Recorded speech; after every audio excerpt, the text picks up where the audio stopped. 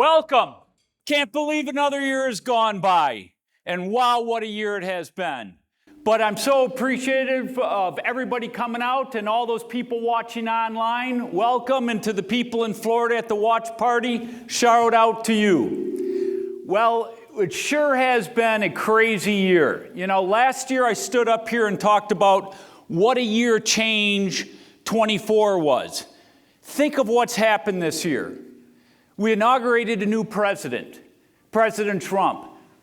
Boom, he has moved with lightning speed. He's been an Energizer bunny. What he's done domestically, which I'm going to get in here in a second, has been enormous. But internationally, we bombed Iran, their nuclear facilities. We cut a peace agreement in Gaza. We've got a chunk of our naval force in the Caribbean, of all places.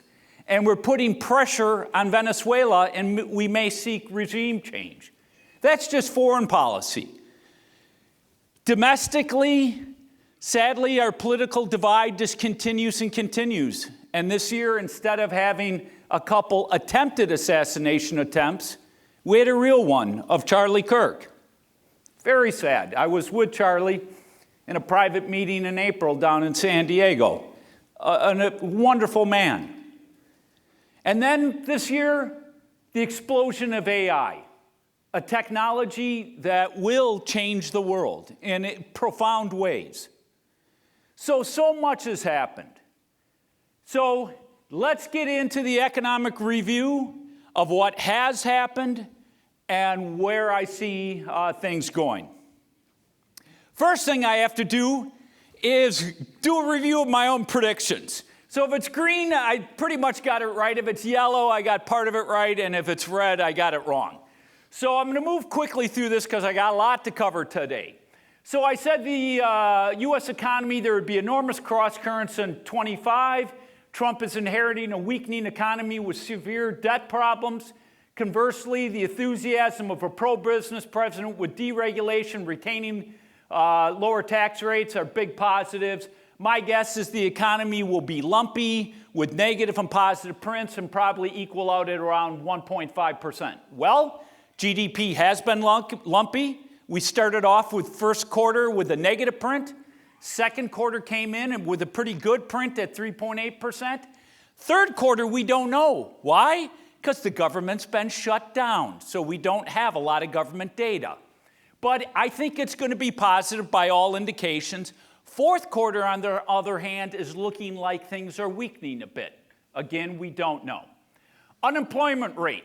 Employment will weaken as the economy softens. Illegal immigrants are removed, and a significant increase in government jobs in 24 will reverse. And the unemployment rate will lift to about 4.7 to 5.1%. I got that partially right. There is, without question, the labor market is weakening, and I'm going to get into that. I'm going to talk a lot about it. The unemployment rate, though, has not gotten to that level. It went from 4% to 4.3%. But again, we don't have September, October, and we don't know what November, December's numbers will be. But I don't think we're going to get to the 4.7. My guess is we'll probably get up to 4.5. Interest rates. The Fed will cut rates throughout 25. It will not be in a linear progression. Inflation will be stickier. They may go a meeting or two without a cut. But overall, they'll cut by 75 to 125 basis points. Well, the Fed did start cutting rates. It hasn't been in a linear fashion. But they've only cut 50 basis points so far. But the future market's predicting another 25 basis point rate cut in December. So we'll probably get to the 75 basis point cut that I mentioned. Fed balance sheet, they will reduce their quantitative tightening. I'll explain QE and QT just as a refresher later. In the first part of the year, and they'll stop quantitative tightening and may be forced to start buying treasuries by the end of the year. That is exactly what has happened. They slowed QT. They've announced that QT will stop in December, and they will actually acknowledge that they'll probably start buying treasuries again. U.S. equity markets. U.S. equities will continue through the end of the year and beginning of next year in their rally, but then we'll have a sharp reversal with a potential correction of 15, 20 to 20%. Then the Fed may resume quantitative easing and the markets will rally again, but will be choppy. Well, I nailed the correction because the market sold off the S&P by 18.9% from the end of February to mid-April. What I got wrong, though, is not only did the market bounce back, but then went on to all-time highs and just kept marching forward. Fixed income overnight rates will drop as the Fed continues cutting rates, but mid to longer term rates, when I say mid to longer term, I'm talking 5, 7, 10, and 30-year treasuries, will be more stubborn and will not have a corresponding drop. The yield curve will steepen. That is exactly what happened. My prediction was spot on. Short-term rates fell, longer-term rates didn't fall as much, the yield curve steepened. Residential real estate, housing values will fall by 7.5 to 12.5% as inventories continue to pick up. Most homes are unaffordable. I'm not going to read the whole thing, but basically housing inventories have increased, values have fallen, but by a lot lesser percent than my prediction. But housing values are continuing their downward slide as we sit here today, so we don't know how we'll wrap up for the end of the year. Commercial real estate will vary depending on asset class. Office properties will struggle due to a lack of financing availability, and there will be uptick in distress sales. Absolutely has occurred. Multifamily will see a modest uptick in vacancy and delinquency rates. Absolutely occurred. In fact, delinquency rates have gone up probably more than I was even expecting. Retail will find a more difficult year as more retail bankruptcies occurred. Retail's probably hung in there a little bit better, but there has been a lot of retail bankruptcies. All right, and then global and political predictions. In 2025, the United States will be unpredictably crazy. That has for sure been the case. Legacy media will collapse. That is absolutely the case.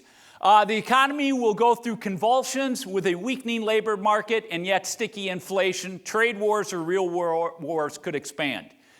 The economy has handled the tariff adjustments better than I think most people projected and I would have projected. Inflation has remained stickier. So I got a lot of it right, a couple pieces a little off. The Chinese economy will continue to worsen as Western companies further their disinvestment, and the property markets will continue to fall. Geopolitical tensions with America will increase. Chinese government had to go into their economy, inject a massive amount of liquidity and stimulus to keep the economy going. The property market's a disaster, and obviously political tensions have between America and the U.S., or the U.S. and China have only gotten more tense. Middle East. President Trump and Israel will aggressively go after Iran with both economic sanctions and military actions against all their proxies in the Middle East. Well, they sure the heck have done that. Basically have wiped out Hezbollah in southern Lebanon, obviously gone hard after Hamas, but most importantly, struck Iran, who backs all of those. And as I indicated, we actually bombed. I mean, you think of the conflict with Iran that started in 1979, all the conflict through all that time. This is the first year that we actually physically went after them with our military. Eurozone will continue to slip into a deep recession. The political change will continue to sweep across Europe as their economies falter and the anti-immigration sentiment continues to build. Europe's economy's held in there a bit better. I mean, it's nothing great. It's just been kind of flat. It hasn't gone into recession. The anti-immigration sentiment in Europe is real. Political right parties are taking over. So I largely got that one right, but the economy is held in a bit better, but it is continuing to slip negatively. The only one that I really got wrong is I said, desperate fans will get their first Super Bowl, either Detroit Lions or Buffalo Bills will win the Super Bowl. Unfortunately, neither the Lions or the Bills won the Super Bowl. The Philadelphia Eagles got it. So those were my predictions of last year. All in all, I think I did pretty okay. All right, let's talk about this year. I call it the chaotic economy. Why do I call it the chaotic economy? Because the winds and tides have changed in a way that I don't think we've really ever had such a change. Well, maybe from Carter to Reagan, but I mean, this is right up there, if not bigger. What has changed? Open borders to closed borders. Tariffs, the largest tariff increase since the 1930s. Regulatory changes, an administration that was heavily regulating and planning to pass a whole new wave of regulations on the economy, to a president who's becoming the biggest deregulator since Reagan, maybe even bigger. Tax increases. We would have had a huge tax increase if Kamala Harris would have won this year. Instead, we got tax cuts. And then lastly, consumer forbearance. What do I mean by that? Is when COVID started, a whole lot of things like student debt didn't have to be paid, forbearance on mortgages, everything. That whole thing is now over. Let's look at it. All right, illegal border crossings. During Joe Biden's presidency, there were 8.8 million illegal border crossing encounters. That's encounters. The reality of it, how many illegal immigrants came into this country, we have no idea. You've all saw the video. People were just pouring across. The best estimates were anywhere from 12 to 16 million. Now, President Trump often says it was 20 million, and he may be right. Nobody really knows. The point is, it was an enormous amount of people that flooded into our country that were unvetted. Today, that border is shut. It's probably never been so shut probably in the history of America. And that is only going to get more so. And then obviously we all know about the ICE raids going after the criminal illegal element and a lot of other people that came in illegally. In fact, they report that there's about 1.6 million illegal immigrants that have self-deported. So a massive change in immigration policy that has happened literally in a matter of months. Tariffs. Highest tariff rate we had was back in the 1930s at 19.8%. They went down, they went down, they went down. And then we really went from pretty much 1975 all the way to today with very little tariffs. Now here's the problem. The rest of the world weren't doing the same thing. And as a result, from about 1980 on, America was running constant, consistent trade deficits, transferring our wealth to other countries. In fact, I think in 2000, America owned about as much of the rest of the world as the rest of the world owned of America. And if you went back 20 years earlier, America owned a lot more of the rest of the world than the rest of the world owned of America. But since 2000, the rest of the world owns about $23 trillion of America versus, or positive towards us than we own to the rest of the world. We've shifted out massive amounts of our wealth through our trade policies. That's why President Trump wanted to come in with tariffs and equalize trade policies and re-onshore a lot of businesses. Here's what he has done. These are the different countries where he's put different tariff rates. Brazil and India, he said that they're going to be negotiating a deal with India soon. Canada at 35% and Mexico at 25%. You got to understand that only deals with a certain amount of goods, because the vast amount of goods between Canada and Mexico are under the USMCA agreement, which is the former NAFTA agreement. So the bulk of the goods between Canada and Mexico operate at a totally different level up there. China is at 30%, Vietnam 20%, EU at 15%, Japan at 15%, UK at 10%. But what President Trump also did is he put it on certain product types. And the most important one was on pharmaceuticals. Why? Because during COVID, we woke up in this country and came to realize 85–90% of our antibiotics were being made in China. Almost all our pharmaceuticals got shipped out. We used to make most of our pharmaceuticals here, largely in Puerto Rico. And a lot of that got shipped out. And we woke up at a time of crisis and going, we have to rely on all the rest of the world, particularly China, to get our pharmaceuticals.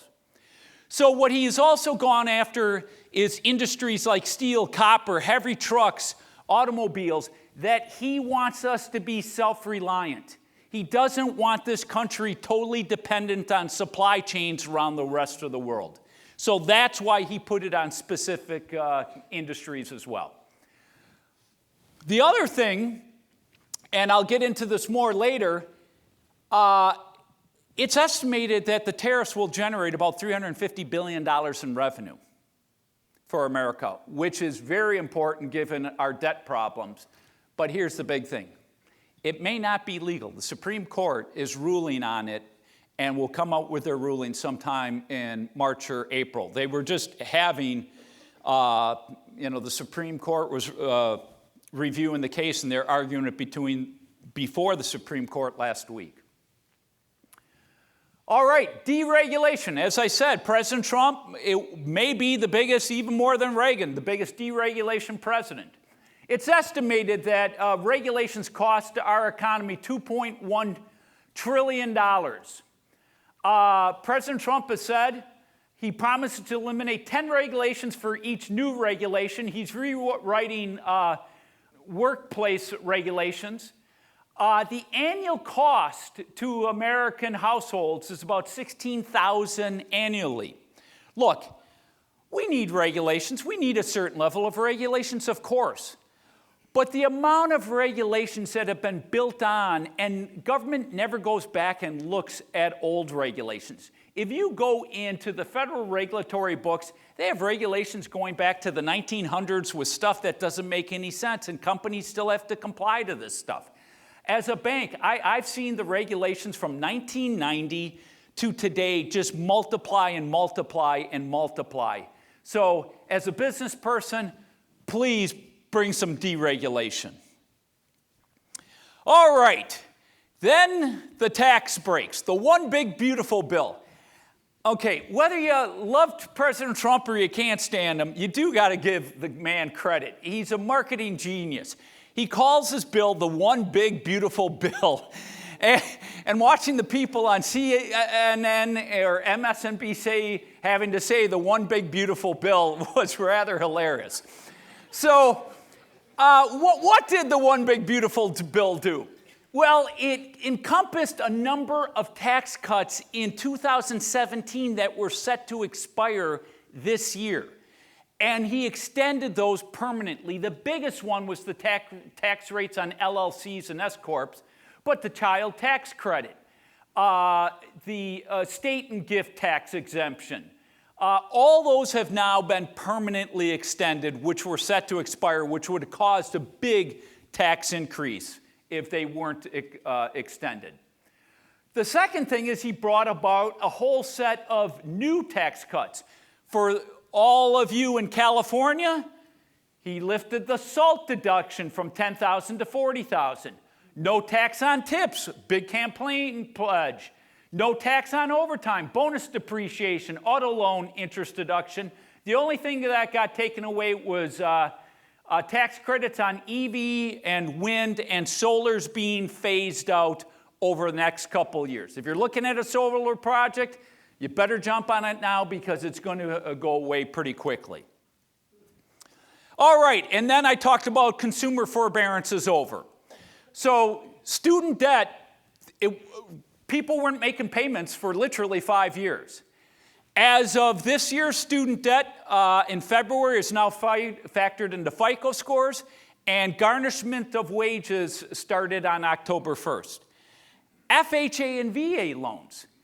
I didn't even know this until about a year ago.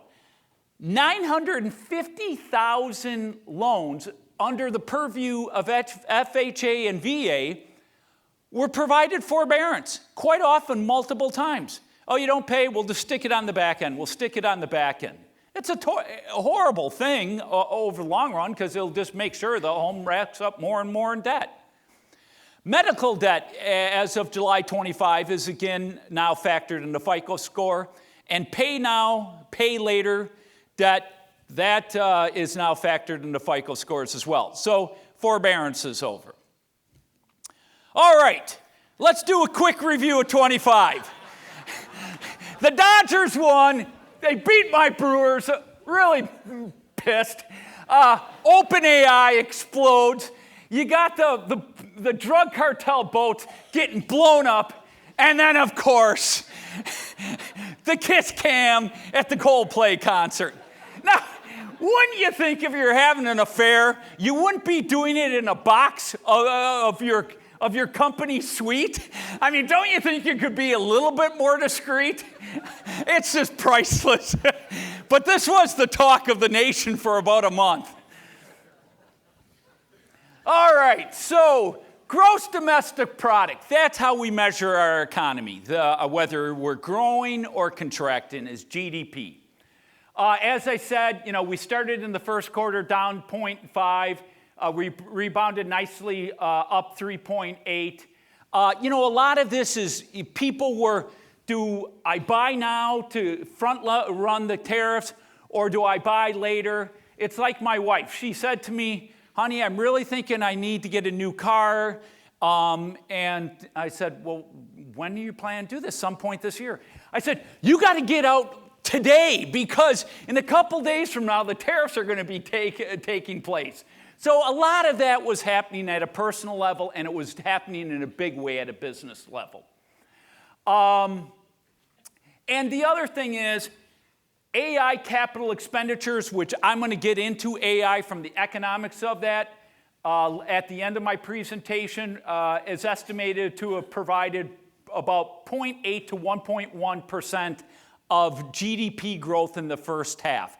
So a lot of the growth in the first half is around AI capital investment. Retail sales have been powered largely by the high-end consumers. All in all, retail sales have held in there, but I will get to a graph later talking about what's driving retail sales. The biggest number is e-commerce and food services. The one that's in contraction is gas stations. I just got to cry for all of you that live permanently in California. I fill up my car in Wisconsin right before I came. It was $2.75. I drive by the gas station. What was it, $5.33 or something like that? And here you live in the most energy-rich state. I mean, you're as energy-rich as Texas, and yet your fuel prices are double what it is in the rest of the country. That tells you how failed the policies have been in California. Yeah, thanks, Gavin. Now let's look at our manufacturing and service sector. The divergent trends continue. Really, our manufacturing sector, which went through the big boom during COVID and post-COVID, has been largely in contraction or no growth since about mid-22. And that has continued. This graph, by the way, 50 is the equilibrium point. Anything above is expansion. Anything below is contraction. And by the way, when you see the gray bars on these graphs, that indicates a time of recession. So as you can see, manufacturing has been below 50 or just bump up once in a blue moon to the 50 mark. Conversely, services have stayed above 50 and expansion. Now today, about 2/3 of our economy is driven by services. If you went back 50 years ago, that would have been flipped. Manufacturing would have been about 2/3 of our economy. All right, the stock market, the biggest bubble yet. Now, I know all of you are sitting there going, oh, geez, I got a lot of money in the market. I sure hope it's not a big bubble. Well, I hate to tell you, we're maybe probably in my view, the biggest bubble we've ever been in the stock market. And I'm going to show you why. All right. After a massive pullback, equities have reached their all-time highs. Communication services and information technology, think of the big seven, NVIDIA, Microsoft, the technology sectors.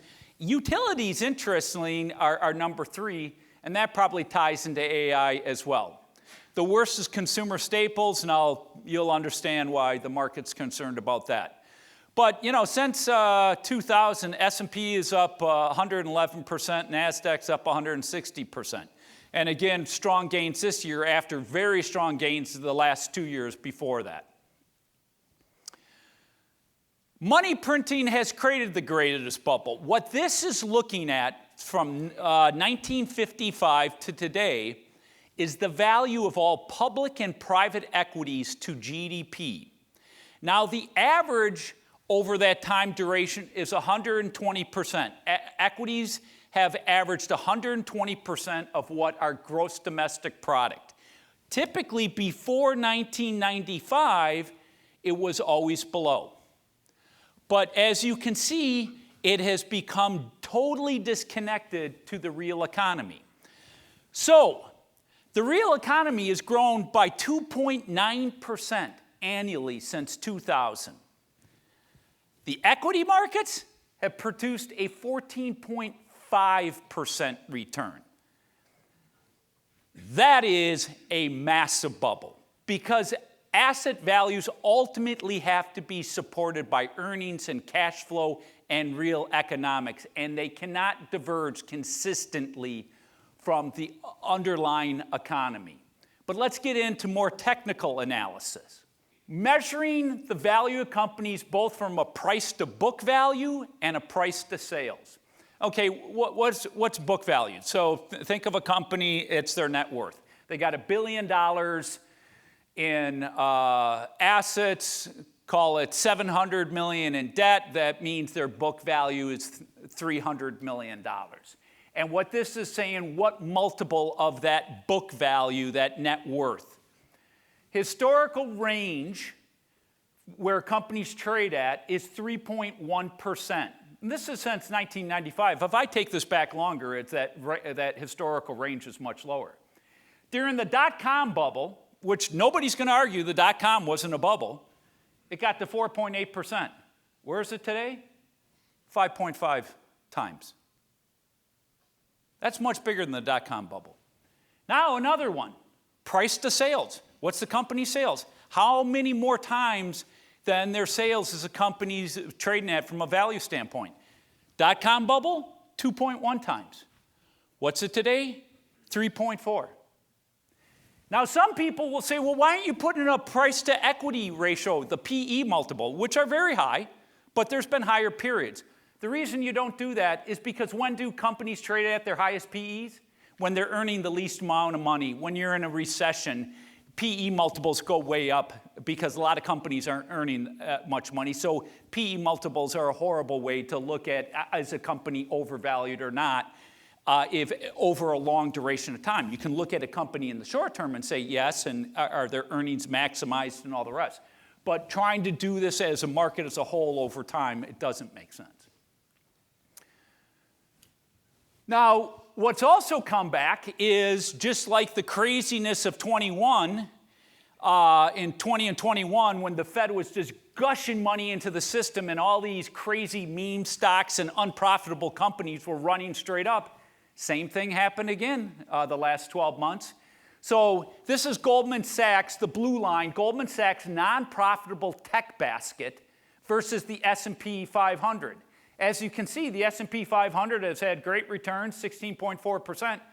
Unprofitable companies have gone up 52.1%. I'm just going to tell you, beware of investments that are attached to the AI bubble. But there's a whole lot of other nonsense out there. There's this company called Open Door. I don't know if many of you know it. They trade homes. They've never made $1 in their life. The home values are going down. This company's stock got down to 55 cents in August, and literally it's at like almost $9 today. Nothing's changed. They just keep losing money. They just reported earnings. But that's the stuff. It's the gamification of our equity markets. All right. Now let's look at market caps. And I'm taking the big ones: Apple, Microsoft, Amazon, Google, Meta, Tesla, and NVIDIA. So let's take a look and see what has happened with the market caps of these companies. Let's start with Apple. Great company, biggest company largely for the last, almost 20 years. Apple's market cap was below $1 trillion. In 2018, late 18, they hit $1 trillion. Everybody's, my God, we have a company worth $1 trillion.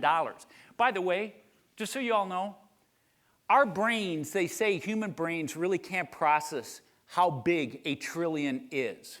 We throw the word out there, but when you understand the scale and how big $1 trillion is, it's enormous beyond enormous. So Apple got to $1 trillion, it sold back off, and then 2000 went to $2 trillion. And then 22 touched $3 trillion, sold off, and now it's continued to lift. It's a $4 trillion company. It's gone up fourfold since 2018. But then look at Microsoft. Same thing. They didn't get to $1 trillion until 2019. Now they're at $4 trillion in 2025. How about Amazon? They didn't get to $1 trillion until 20. Now they're almost at $3 trillion. How about Google? Same dynamic. How about Meta? Same dynamic. Tesla, a company that's missing all its earnings expectations when there was so much hype and everything's so wonderful, it's at $1.5 trillion. But the best of all is NVIDIA. I know it's busy and you can't see it. It hit $1 trillion halfway through 23. Then in 24, it went to $2 trillion. Then it went to $3 trillion. Then it went to $4 trillion in 25. And now it touched $5 trillion in value. Let me put this in perspective for you. Germany, big country, big economy. Do you know what the market cap, the value of all the companies on Germany's stock exchange? $2 trillion, half the value of NVIDIA. Folks, this is insanity. And I know you're sitting all there with stock in these names, and you have it whether you know it or not. And when these things get cracked, and you heard what I told you, don't come blaming me when you're, God, I can't believe my stock's down 50%. Hey, when you've got some good gains, there's nothing wrong with taking them. All right, let's talk about housing. Well, is housing finally thawing out? But what does that mean for pricing? All right, I've showed this graph many times, and it's a very important graph because this explains why housing froze and why there were no transactions in housing. It's a good thing and a bad thing. During the zero interest rate environments of 20 and 21, what happened? Everybody rushed out and refinanced their mortgage. So the dark blue is mortgages with less than a 3% interest rate. The gray is 3 to 4. The salmon color is 4 to 5. The blue is 5 to 6. And the yellow is a mortgage rate of 6 or greater. Once people finance their house at those low rates, they weren't willing to sell.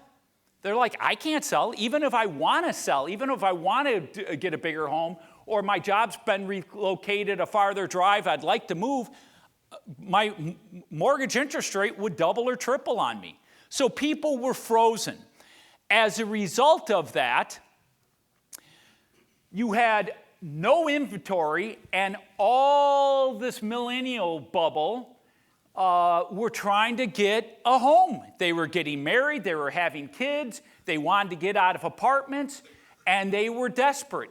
Value shot through the roof. They went straight up. Of course, people were able to finance at exceptionally cheap interest rates. So housing values absolutely exploded. And we went beyond the median home price the household income than we were at the peak of the housing bubble.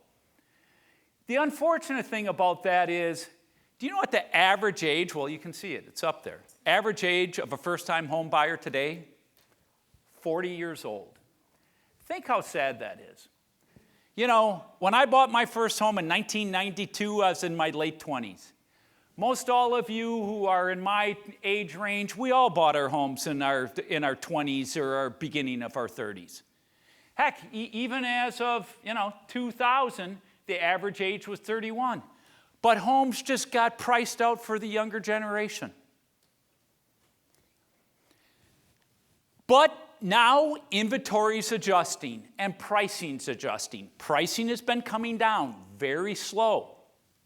The medium home sales price got to about $450, now it's $410, and inventory starting to move up.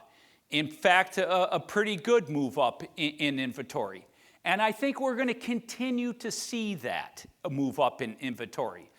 For the obvious reasons, the 3 Ds, default, death, and divorce, job changes, various things will drive that. And stress, no longer providing forbearance on all those mortgages. So I think inventory is going to continue to move up and pricing is going to continue to move down. Now this is a very interesting, this is every state what's happened to home values. Now what do you notice when you look at this? I'll give you 2 seconds. It's the states that were booming the most from home price appreciation are the ones now in reverse in the biggest way. Florida, Texas, Arizona, California, Colorado. I'm kind of surprised that Idaho hasn't turned negative because Boise certainly has. The gray states are down a little bit or flat. And interesting enough, it's the Midwest and Northeast where you still have housing appreciation, my state, Wisconsin. And in fact, in Wisconsin, a lot of the areas that have the greatest housing appreciation are these old industrial towns where there's just been zero inventory built for literally 20 years. So in saying that, I do think you'll see Wisconsin turn red, not down anywhere near what Florida or Texas or Arizona will do, but I think it will turn red. I think but for a few states will turn red by this point next year, and I think the red states will get more red. And this is a big reason, because most of you are thinking, yeah, but interest rates are falling. And if interest rates fall, and you hear it all the time, and real estate brokers love saying, if rates come down, then they'll support housing values and we'll be off to the races. That's not true. Why? Because it's not the rate, it's the payment. When people buy a home, they look, what is that total payment going to cost me on a monthly basis? Can I afford that payment or not? And the simple fact is, of the 76 million households, representing 57% of the 143 million households, think of households as a family, cannot afford a $300,000 home. Just 30% of households qualify to buy a $410,000 median price home. Therefore, to get a typical American to have a mortgage payment to income ratio at the historical level of 30%, housing prices would need both to fall by 15% and mortgage rates would need to come down by 100 basis points. And mortgage rates right now, when I did this, they were at 630, but they're probably 622 or something like that today.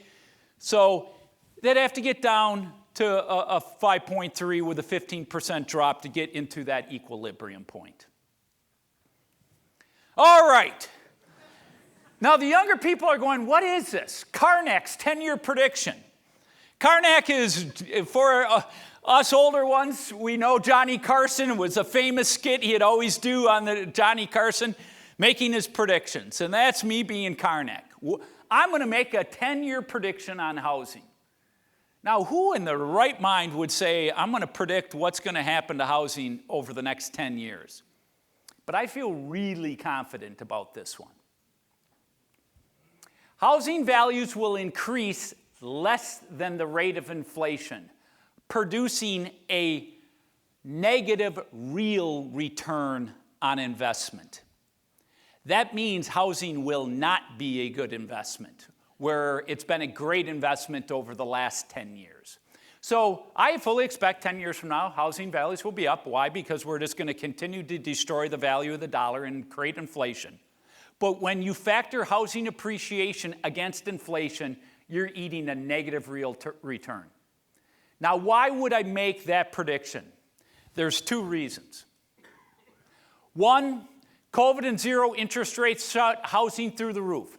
During the great housing bubble that started in kind of 04, you jumped up 20%, you took a pause, you jumped up another 20%, so it was an accumulated increase of 41%. Then we had a hard sell-off, and then over a 10-year period of time, because no homes were built during 08, 09, 010, 011, 012, housing values started to slowly increase, and then we started having home building, and they started to flatline right before COVID, and then COVID happened, zero interest rates, and they shot straight up 40%. Now they're off about 8% over the last couple years. But they're still way outside the historical tracking of inflation. If you look at the value of housing, it has always tracked the rate of inflation through our country's history. But there's another reason, an equally big reason. Because one thing you'll learn when you deal with economics, demographics are a huge, huge driver of economics. And what is the second reason? The baby boomers. Baby boomers were born in 1946, post-World War II. That's the first year of the baby boomer.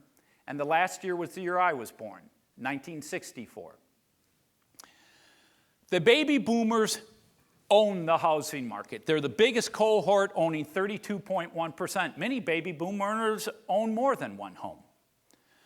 But the reality of it is, over the next decade, us baby boomers will need to downside. We're going through a change of life. They'll sell the second home, maybe the first home, maybe move into assisted living, and pass away. The simple fact is, the younger generation does not have the money to afford what the pricing of the baby boomers' homes are today. So you're going to have this wave over the next decade of baby boomers needing to sell and downsize, with a younger generation that doesn't have the money to buy it. So I think you will see a slow grind south in housing values because of this dynamic. All right, let's look at CRE, commercial real estate. Are we in the eye of a storm, or are clear skies ahead? First, let's look at CRE transaction volumes. Total commercial real estate transaction volumes increased so far this year from last year. Still a significant reduction from 21 and 22. But you know what? Those were aberrations because interest rates were zero. Everybody was trading real estate at that point in time. But I'd like to see, CRE transactions get back to where they were in like 14, 15, 16, up until kind of 20. You've seen some nice improvement in CRE office transaction volumes picking up, largely distressed sales. Some markets like San Francisco are seeing, a good performance. Multi-family transactions have had an increase of 12.6%. Industrial's down. Cap rates. What's a cap rate? That's just a yield. So think of it, if I'm buying a commercial office building and I'm buying it at a low cap rate of 4%, that's a yield that you're getting. If you're buying it at 8 cap, you're getting 8% yield. And the lower the cap rate, the higher the property value. The higher the cap rate, the lower the property value. So cap rates collapsed during the low interest rate environments. When interest rates started to rise, they shot back up. This past year, they're flatlined, and industrial and multifamily come down a little bit. But here's the other side of the equation. CRE delinquency rates. They're getting worse. They started getting worse in 22, 23. Look at office, 11.1% delinquency rates. Look at multifamily. That's had a big move up. It's the blue, and it's continuing to move up. Why is that? Well, you got some increase in vacancy rates, some overbuilding, but the biggest reason is a lot of multifamily was bought when cap rates were down at 3.5 or 3 and financed at 3 or 3.5. Now all of a sudden, your financing's double and you bought at such a low yield, you're upside down. I think these numbers will continue to get worse, but there will be a big, effect by what happens with interest rates. And this is why I think things will get worse, is because we have a wave of maturities. We had a big wave last year of CRE maturities. We've got an equally big wave this year. But last year, what a lot of banks did was extend and pretend. What does that mean? You can't pay off your mortgage. You can't carry the interest rate at the current market rates. So the bank says to you, okay, we financed you in 2000 at, 3.5%. We should be financing you at 7% today. You can't carry that cash flow. Your loan has come due. We're going to give you another 12 or 18 months. We're not going to adjust the interest rate to current market interest rates today. We want you, borrower, to either, get this thing sold. We'll put the additional interest on the back end, or put up some additional money, and it's a way to push it off and not foreclose on it today. And a lot of that has happened, and you can see all the modifications in the banking industry that have occurred. The big issue is, will the Fed come to the rescue? If the Fed does lower rates, then it's easier to refinance that debt. Now, it's not going to go back to the rates where we were in 20 and 21 and early 22, but 100 basis points in rate cuts will sure help the CRE market. So I think the CRE market's going to have positive and some negative, so it'll be a muddled market for the next couple of years. All right, let's look at the American consumer. The haves and have-nots, and man, does this picture say it all about America today. Almost half of all spending is driven by the top 10% of America today. Look at that graph. In 1995, about 36% of spending was driven by the top 10%. Half of it is now driven by that 10%.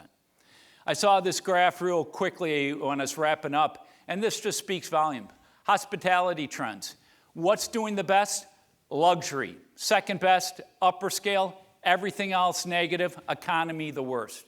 And by the way, if you stay at luxury hotels, have you seen how much the pricing of luxury hotels, the rates have gone up the last few years?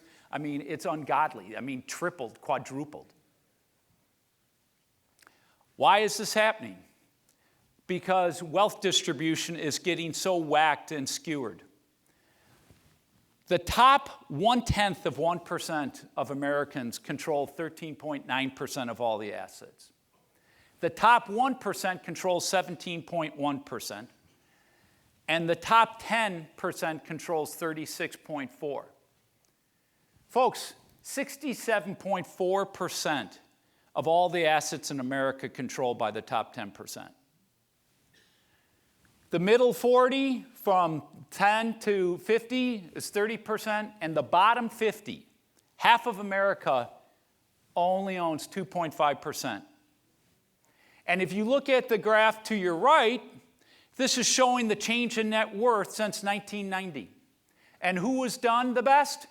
The top 1/10 of 1%.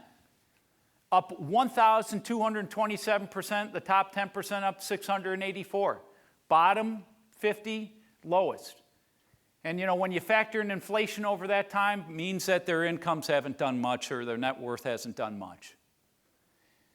When you wonder why a guy like Mamdani won in New York, that's the reason.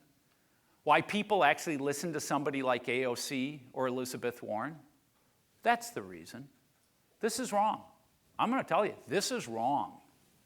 Now, my issue is, yeah, they can diagnose the problem, but it's a lot of their policies that have gotten us into this, and what they want to do will only exacerbate this on steroids. I'll give you an example. What's the two highest rates of inflation in America since 1980? Two sectors that have had the highest rates of inflation. Come on. Higher education and healthcare, right? What's the corollary between the two of them? Ever increasing government involvement. So let me give you a specific example. Higher education. I went to the University of Wisconsin. It cost about $4,000 a year to go to the University of Wisconsin. And that was back in the early, mid-'80s. Today, going to the University of Wisconsin probably costs you $50,000 a year to do. And it's better than most. I mean, I sent my daughter to Boulder. That's much more. And you go to some of the Ivy Leagues, it's double than that. How did that happen? Because the government came along, people like AOC and of 20, 30 years ago, well, it was Ted Kennedy was a big one. Let's give students money. We'll give them all these student loans. It didn't help the students. You just buried them in debt. All it did was drive up the price of higher education. The only ones that were benefiting was the administrative structure of these big university systems and the professors. I've seen it in my town. I live in Madison. We're University of Wisconsin. And the amount of expansion, the new buildings, it's insane. So it's their policies that have helped create this. Don't get me wrong, there's other issues at play. And it's as the bigger government gets, the more corporations want to buy it off and more they get in bed. And you get tax policies, regulatory policies that stifle innovation and let the big get stronger. Here's another look at America and why half of America is broke. This is the savings rates from 1950 to 1974. It was 11.4%. From 75 to 99, it was 9.1%. In 2000 today, it's only 5.2%. But that's all masked because that's largely driven by the top 10%. You look at the bottom 50%, zero savings. And when you factor out government transfer payments for food stamps and welfare and all the rest, negative savings rates. Half of America has less than $1,000 in savings. The average is $600. Now, seriously, could you imagine going home tonight and going, I only have $600? I'm one missed check and I'm in trouble? I feel so sad for half of America and how we've just whittled away our middle class. So how is the bottom half surviving? Credit. This is HELOC loans, the dark blue, auto loans, credit cards, student loans, others. And you've seen from 2000 the amount of credit. And this doesn't factor in buy now, pay later. And by the way, parents, please tell your kids never to buy things on buy now, pay later. I mean, the fact that kids are buying concert tickets and stuff on buy now, pay later is insanity. But here's the problem. Many consumers have hit the wall. These are delinquency rates. Mortgage is still benign, but that's going to start heading up. Auto loans have headed up. Credit cards have shot up. Student loans. Boom, once all done, they have to start making their payments. Look at that default rate just skyrocket. And you can even break it down between subprime credit and prime. This is auto delinquencies. Prime is hanging in there at only 37 basis points, but look at subprime. Delinquency, 60-day delinquents, which means in auto lending means they're pretty much going into repossession. It's higher than the height of the great financial recession. So we got to talk about the labor markets because half of America, if they lose their job, they're in deep trouble. So what's happening into the labor markets? Are they running out of gas? The answer is yes. Coming out of COVID, we're hiring everybody back. There are months that where 1 million people were being hired. But, we got once, that initial surge done with, we were adding 500,000 jobs. This is, the payroll report asking companies. But through 24, things really started to slow down. They started in 23, but they really started to slow down, where only 167,000 jobs were being added. And then coming into the beginning of 25, they were slowing more. Only 74,000 jobs being added. And the last print we have was only 22,000 jobs in August. We don't know what September is. We don't know what October. We're going to get that data at some point. Now, what's causing this weakness in the labor market? Is it AI taking effect? Or is the economy heading into recession and it's only AI capital investment that's keeping the economy afloat? I think it's probably a little bit of both. Here's the unemployment rate. It got down to 4. It's up to 4.3. The U6 is the real unemployment rate that factors in people disillusioned, people that have part-time jobs, that want full-time jobs, all the rest. But why is the unemployment rate? I would have thought that would have been higher. There's 2 reasons why the unemployment rate hasn't gone up more. It's because our labor force is shrinking. Us baby boomers are retiring and leaving the workforce, but the bigger one is the amount of illegal immigrants that were taking an enormous amount of jobs the last 2 years. They've been moved out of the country. So if they were all still factored in this, I think you'd see that unemployment rate up, probably 4.6, 4.7. Now what's happening with layoffs? Well, we just got a report. We're not getting government data, but we just got a very negative report, Challenger Gray report, that corporations announced 53,000 job cuts in October. That's up 175% from last year. It's the highest level since 2003. Here's what's interesting. Warehouse jobs accounted for 30% of that. Technology accounted for 20%. Now let's think of that. What would cause warehouse jobs to have that collapse? Could it be robotics? Have you seen the robots that Amazon has created? I've been in one of these big, not an Amazon distribution facility, another large company. I was blown away at how much robotics is going on. And then the 20% of technology, AI. They're the first ones incorporating it. Now, here's the last thing that's going to be problematic for the labor markets, and that's government employment. Under Biden, he used government employment to pump up the economy and to pump up jobs.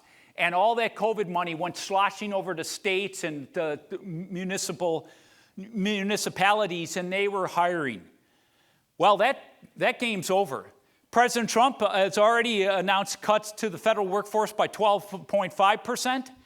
And state and local governments are running out of that COVID money. And so I see them starting to cut. That's the reason why in California they're trying to pass the wealth tax, just so you know. Because they know they're running out of all the COVID money. California lives off capital gains. You get a correction in the equity markets, and now they've run out. They're going to have such a gaping budget deficit, and they know they'll have to lay off an enormous amount of people. So they're coming looking for a lot of your money. All right, let's look at America's corporate sector. Corporate profits have boomed the last 5 years. Corporate profits as a percentage of GDP at 13.1% in 24. After-tax profit margins at 10.7%. Why are companies gotten so profitable? Well, inflation inflates their sales, inflates their profits. Low financing costs. They financed all their debt at such cheap rates in 2021 and 22. Lower taxes. But here's probably the biggest reason. During COVID, all of a sudden they lost a lot of their employees, and a lot of people were quitting all the time. Companies went and re-looked at everything they were doing and had to figure out of necessity, how to operate with less people. And all of a sudden the economy came back, and they just got themselves a whole lot more efficient. And the bigger the companies, the better you're doing. Kind of like in the consumer, the have and have-nots. These are profit margins by company size. So the top S&P 100, they're at the top, and it goes down by size, and the smallest, those in the S&P 600, their profit margins are a fraction of what the big companies are.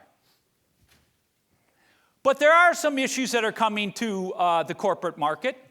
One, financing costs are going to go up because, as I said, a lot of these companies finance themselves on a 3 to 5 to 7 year basis.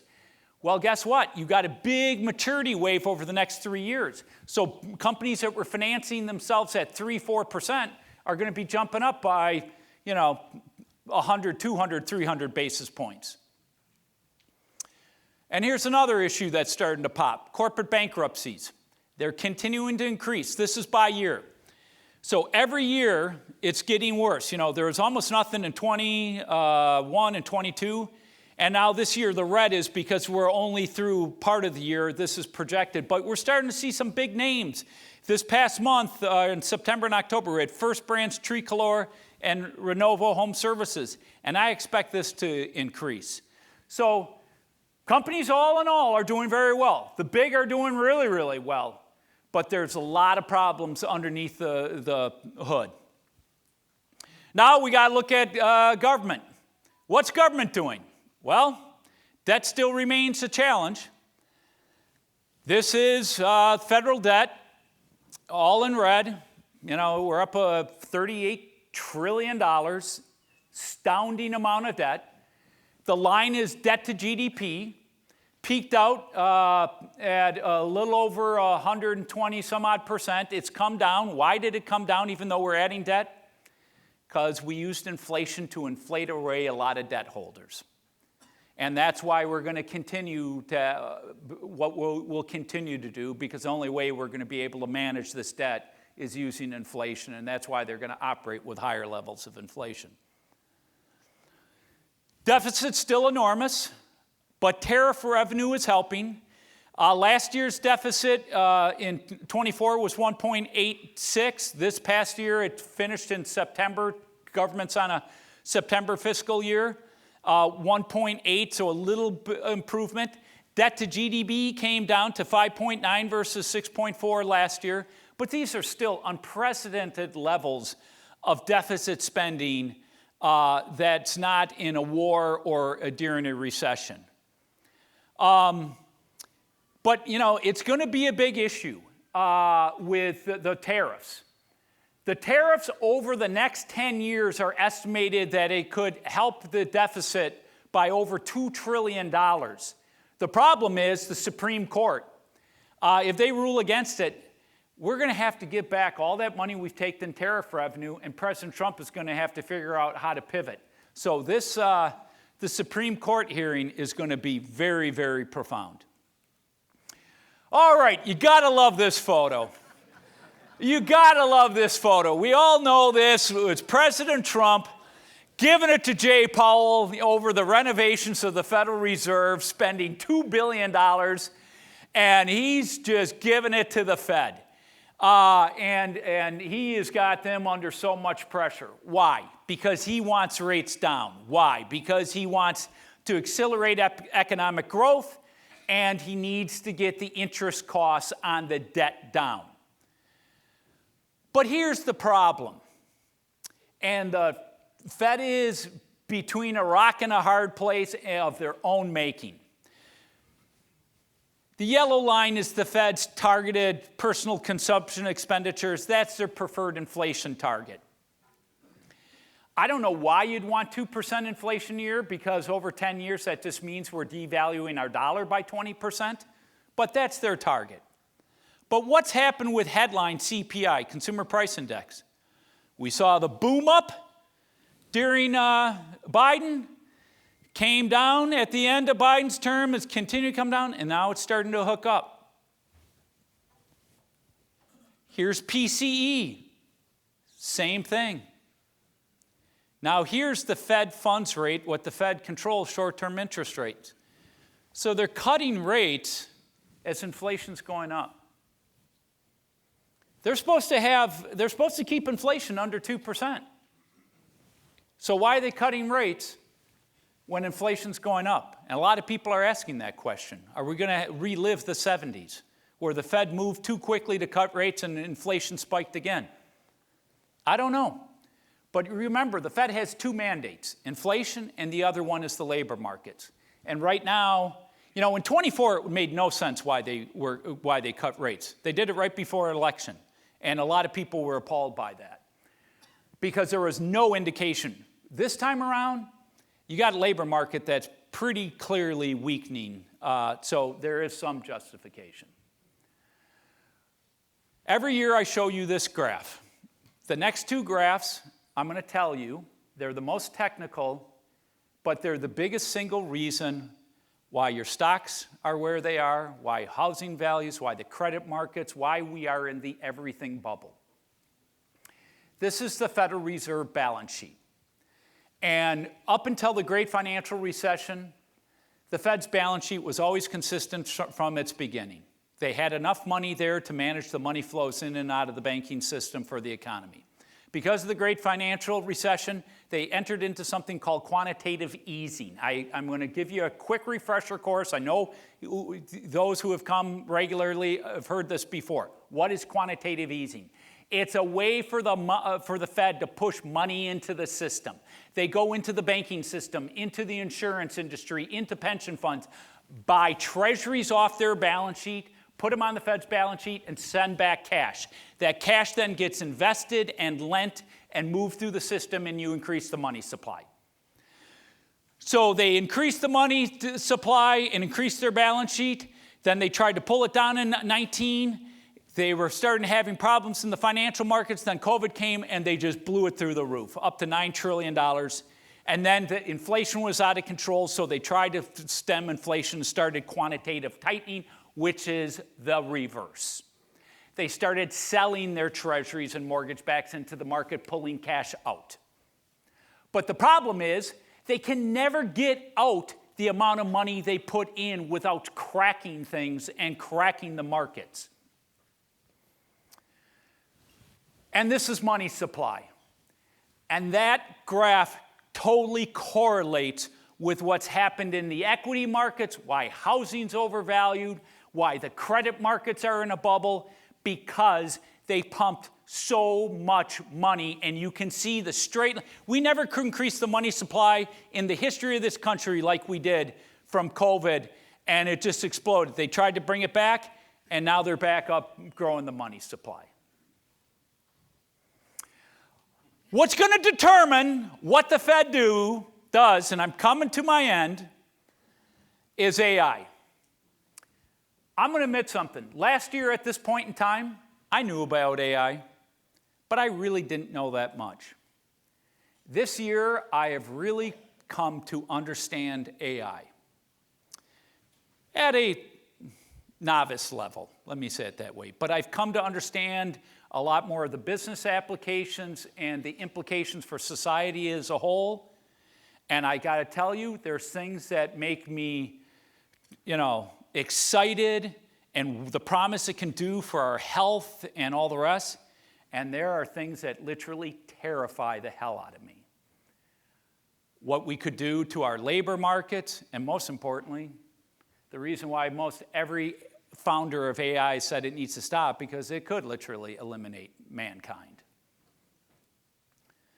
But today I'm not here to talk about those things. I'm talking about the economics of AI. And they've been profound and will be profound and will have an influence what the Fed and the federal government are going to do. All right, so let's look at AI adoption. ChatGPT in 0.2 of a year has reached 100 million users, faster than any technology that has ever come along. Netflix, it took 10 years. Facebook, 4.5 years. It's amazing. I don't search anymore. I just use ChatGPT. Hey, what's the Fed's balance sheet at today? Hey, who are the Packers playing? I mean, it's amazing what it does. We had a leak of our batteries from our golf cart, and my wife and I are like, what is this? Well, let's go ask AI. It literally told us. It was amazing. Battery acid. Yeah, not good. I got a big stain in my inside our garage. So it's amazing adoption. Because of that, capital expenditures have exploded. And the amount of money on CapEx that's being spent and driving data centers and all the rest is through the roof. They're going to be projecting trillions of dollars over the next 5 years of AI spend, CapEx spend. Is it going to be sustainable? I question that, and we'll get to it. And how it's been financed so far is very questionable. It's this big circular financing by a handful of companies that, are all doing deals with one another. I'll give you an example. NVIDIA says, hey, OpenAI, because you don't have a lot of capital, I'll give you $100 billion, but for giving you $100 billion, you come buy $100 billion of my chips. Oracle's done the same thing with OpenAI and AMD, CoreWeave. It's all just a handful of companies. It's the same dynamic that was going on during the internet bubble. The problem is it's sustainable. Here's a big issue that AI has to solve.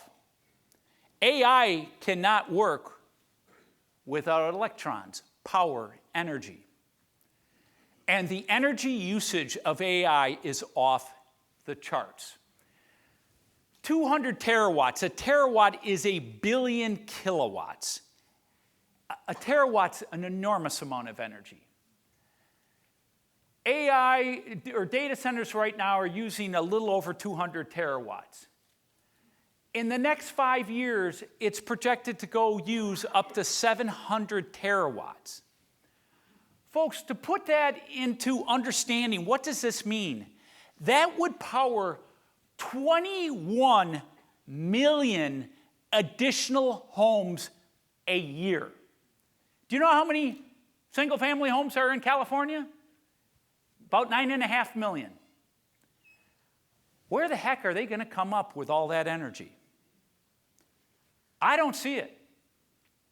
And by the way, they're dropping data centers everywhere. My state's the number one. Why? Because we have cheap energy and we have abundant water. Great Lakes state, right? And they need water to cool. Problem is, they're trying to put these things everywhere. When they put them in your community, what does it do? It's the mega multi-billion-dollar tech companies that are arbitraging cheap energy off of that community. Studies showed that electricity prices raised by 267% when a data center comes into their market versus 5 years ago. That is why the majority of Americans are now opposed to data centers coming into their communities. And it doesn't matter whether you're a Republican or a Democrat. It's a majority on both parties are opposed to data centers coming in. They're going to have a real battle with this issue. And if they don't solve it, AI is never going to live up to all the things that they're promising. And then all that CapEx investment, a lot of it will go up in smoke. Now here's AI intelligence stocks. This includes NVIDIA. This includes, all the big ones and all the small ones. Basically, $29.2 trillion of value. And look at it. It's gone up. Any AI stock from 23 to today is up basically 300%. AI is going to have to generate revenues or cost savings of $2 trillion to justify all this capital investment. And yet AI right now is only generating about $20 billion. By the way, it's very easy to get a product launched if you can use it for free. I'm not paying anything for ChatGPT. I don't think many of you are. Some people pay the $20 a month. Some people pay the $200. But I don't see where the revenue's coming. You could take all the revenue of all the advertising, take it away from television stations, from newspapers, from magazines, direct it all to AI. It doesn't come close to supporting all the capital investment. So how are they going to get there? The only way they can get there is through cost savings. And what is cost savings? The elimination of people and jobs. And this is where I come down to my opinion, the AI bubble will absolutely crash and burn. Why would I say such a thing? And I believe this technology is enormous. It's going to be just like the internet. It's going to be profound. It's going to have such a big impact. But why would I come to that conclusion? Because if AI can't get the power, if all of a sudden they can't get the revenue or they can't get the cost savings, then you're going to have a cratering of balance sheets that have spent trillions of dollars of losses on all this capital investment. Or AI does get those cost savings. I don't think they'll get the revenue. They'll get some revenue, but they get the cost savings. But what does that mean? That means we're going to unemploy 10, 15, 20, 30% of America. Think of that. And by the way, a lot of people think we're a technology economy. Ha! You know what we are? We're a financialized economy. We've become a financialized economy since the 1980s. We have debt underneath every single thing we own. Our cars, our homes, our buildings, our businesses. Credit card debt, debt here, debt there. You take the unemployment rate from 4.3 to 8.6, folks, we're in a world of hurt. And by the way, you think wealth inequality is bad now? All of a sudden, businesses start making more and more money because they've eliminated all the jobs, they're using AI, and you're putting more and more Americans out, we'll have a revolution. So AI lives up to it, you're going to crater the whole financial system and have, enormous amount of Americans ready to pick up pitchforks. And the political system will change real fast. Or AI doesn't live up to it, and they've just spent several trillions of dollars, and now how the heck do we pay for it? Again, I'd love to talk forever about AI and all the rest, but what happens with AI is going to have a big impact on what the Federal Reserve will ultimately do. All right, so wrapping up, what's the U.S.'s economic future? Here's what I see as three potential outcomes. Economic expansion continues and expands, driven by deregulation, tax cuts, re-onshoring of manufacturing, deficit spending. Deficit spending is bad in the long term, it's good in the short term. Or continued AI CapEx spending. Those are the reasons for a positive. Other option is recession. Over 50% of Americans have been economically damaged by high rates of inflation over the last 5 years. A weakening labor market and rising unemployment, AI displaces a greater amount of the workforce. Risk of a sizable correction in the equity markets. Rising credit defaults in business and consumers. The AI bubble pops, which would cause a sharp contraction in CapEx spend. The last one is stagflation, what we lived through at the end of the 70s. The factors listed above compete against each other, causing swings in economic activity. The Federal Reserve continues to print money to try to stabilize the economy, which raises inflation. The result is high nominal GDP growth, but flat to maybe negative real GDP growth, and due to inflation, and the divide between the haves and have-nots widens even further.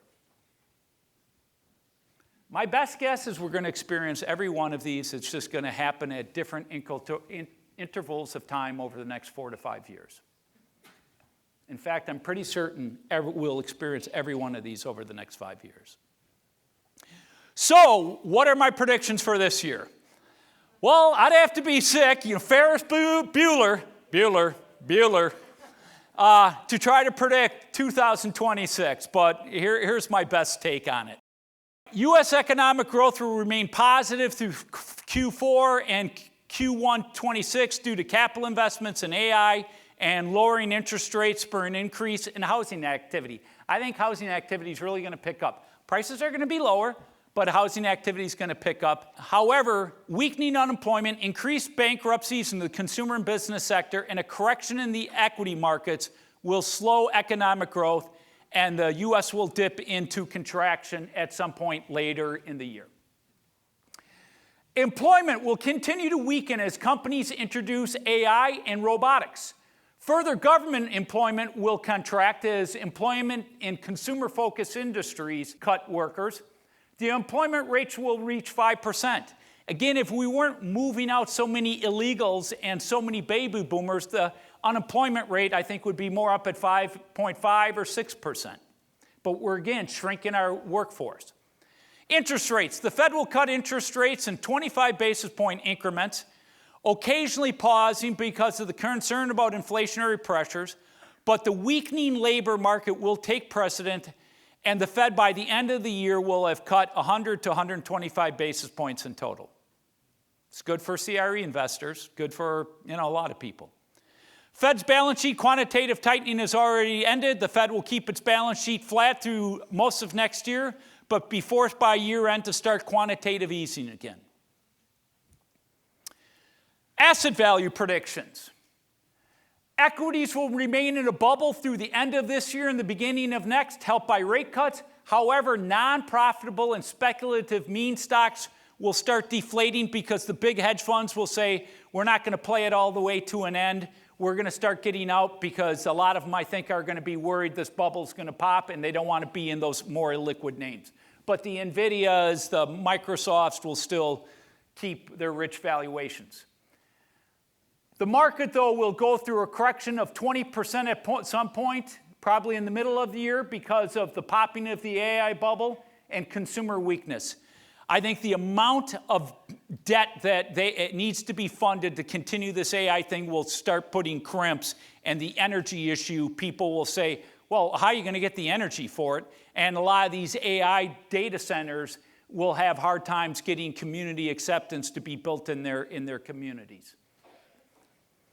Fixed income. As the Fed cuts rate through the year, bondholders who remain concerned about inflation, longer duration yields will not have a corresponding drop, just like this past year. However, once the markets become fearful about a recession, the 10-year will drop below 3.25. I know a lot of you in here own commercial real estate. You're all sitting there saying, when do I go and refinance some of my commercial properties? And it's all pegged, as we know, largely off the 7 and 10-year yield, but mainly the 10-year yield. Residential real estates will continue to fall and decline by 4 to 5% nationally, even as interest rates fall. Rising inventory, lower mortgage rates, and falling values will spur a nice bounce in housing sales in the spring and summer selling season. Commercial real estate values and performance will be a mixed bag. Transaction values will increase. Values will be supported by falling rates. However, economic weakness later in the year, rising vacancies, and overhang of distressed properties will temper an increase in property values. So I think commercial real estate values, some will go up with rates falling, but typically rates fall, commercial real estate values go up. But there's enough negative factors that I will think keep values kind of just flatlined. Because you got falling rates, but you got other negative things going on.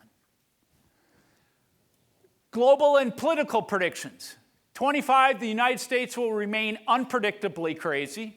Political tensions will only increase.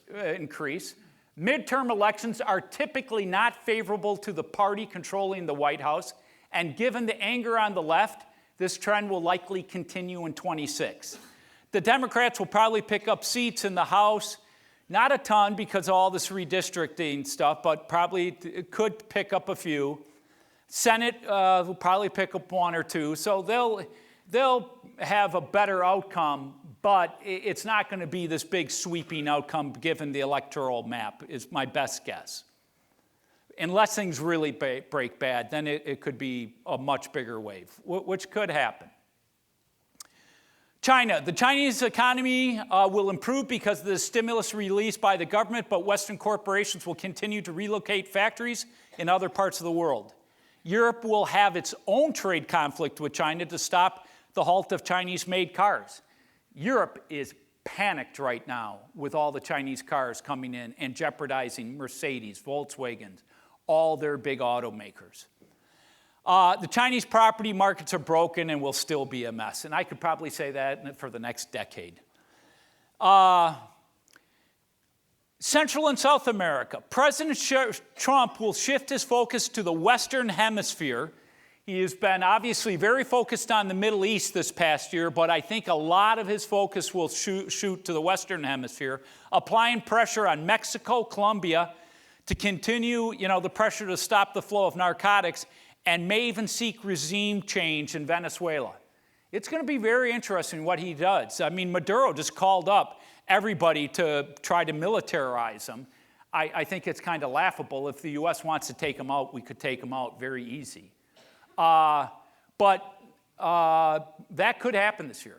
Political right parties have taken control in Argentina, Bolivia, and probably will in Chile very soon. There's an election coming up, I think this month in Chile, and it looks like the party on the right is going to take over.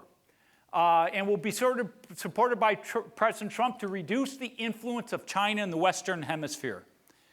China has, I just got finished, I have my Hovde homes that takes care of street children and children sold into slavery and sex trades all over the world. And last year, in March, I hadn't been to Africa for a bit. I was all over Africa.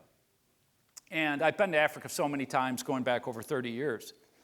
And it just really struck me, at first the Chinese got involved in Africa by funding bridges and infrastructure and then securing it with their minerals. Now when you go there, you see, you started originally a few years ago seeing Chinese goods, washers, dryers, all the basic consumer goods. But now what's really amazed me is Chinese communities all throughout Africa. Addis Ababa.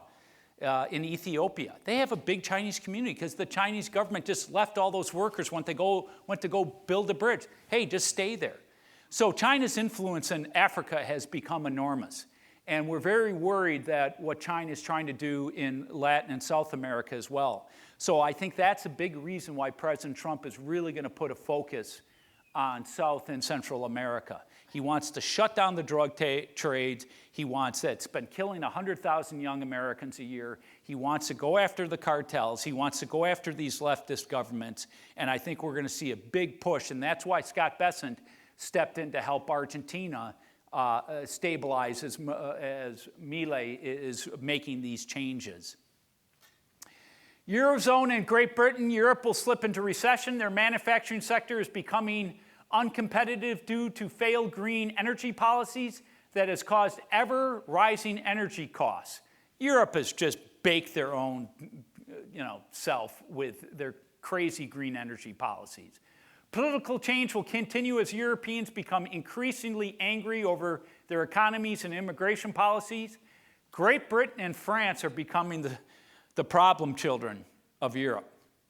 You see what's going on in Great Britain. You see the economic problems in France. 20 years ago it was Greece. It's literally could be France now. Lastly, trying to predict the Super Bowl this year is just stupid. I don't even know why I did it, but you got to have fun. Because there is no dominant team in the NFL. But my best guess, and I hate to say it, but the LA Rams versus the Indianapolis Colts, and LA gets lucky and has 2 championships with the Dodgers and the Rams. So for those in LA, congrats to you. Folks, thanks for coming out. I know that's a lot of information I just dumped on you. I hope it helps inform you. Why do we do this? We want you to be as informed as possible for your financial health, your wealth, and all the rest. So it's good to have a lot of data to understand where things are going. I wish you all the best, and I'll leave you with this quote because we are a country that has a lot of people in need. If you've been blessed, which most everybody in this room has, go help the person who hasn't. Everybody have a wonderful day, and thank you for coming out for the 13th annual Sunwest Economic Summit.